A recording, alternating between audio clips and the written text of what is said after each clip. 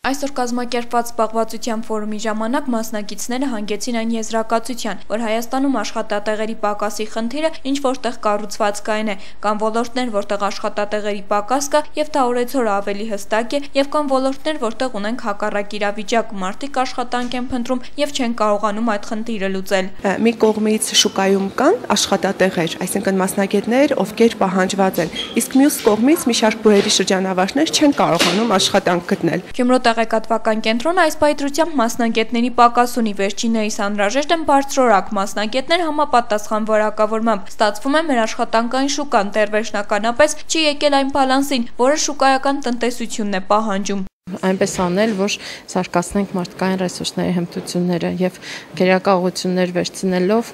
թեմատիկ հանձնախմբեր կձևավորվեն եւ առաջիկայում նպատակներ կսահմանվեն եւ այդ նպատակների լուծումները կտրվեն։ Կարինե Մկրտչյանը գործարարը ղեկավարում է նորաձևության սրահ, որպես գործատու ունի պահանջներ, որոնք ներկայիս աշխատաշուկան չի կարող բավարարել։ Խնդրի լուծումը վերջինս տեսնում է ուսումնական հաստատությունների հետ համագործակցության շրջանակներում։ Ինպես պետք է անենք, որ այսպես համատեղ ջանքերով թե կրթական հաստատությունները, թե գործատուները իրար հետ քննարկեն իրենց պակասը, եթե կրթական հաստատությունը տվյալ ուսումնարանը հնարավորություն ունի նոր բաժին բացելու, իմանա թե ինչ բացի, որ իր թողարկած, այսպես ասած, կադրն էլ կարողանա աշխատանք գտնել։ Մասնագետներ, իրական մասնագետներ, որոնք կարող են ստանձնել կոնկրետ աշխատատեղում, կոնկրետ զբաղմունքով զբաղվելիս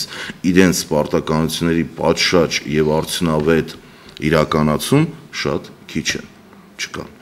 Գործատուները ներկայացնում են բարձր պահանջներ, որոնց դիմաց ցանկանում են վճարել ցածր աշխատավարձեր։ Արդյունքում լավ մասնագետները նախընտրում են աշխատել արտերկրում։ Այստեղ գործատուին նույնպես մեղադրել չի կարելի, նշում է ԻԳԻՏՍՊ-ի գլխավոր հաշվապահը, քանի որ բիզնեսի համար չկա նպաստող տնտեսական դաշտ։ Աշխատատեղերի ապահովման նպատակով պետք է արտադրությունը ընդլայնվի։ Ընդլայնման համար պետք է լինեն համապատասխան պայմաններ, որը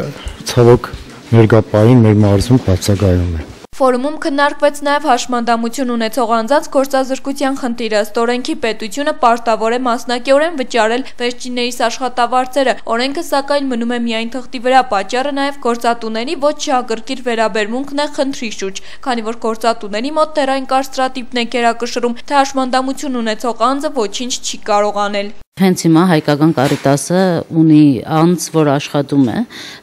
մեր ծրագրերից մեկում եւ մենք չենք կարողանում որևէ ձևով մեխանիզմը գտնել, թե ինչպես պետք է անենք, որ պետությունը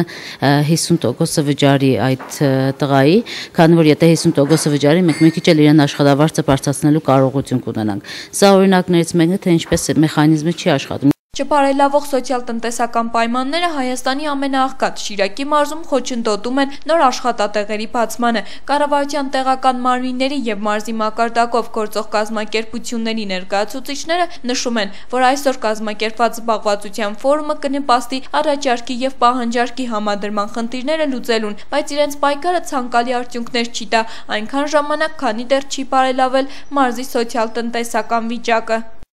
Նաիրա Նալբանդյան, Համբարձում Պապոյան, Գալանյուս։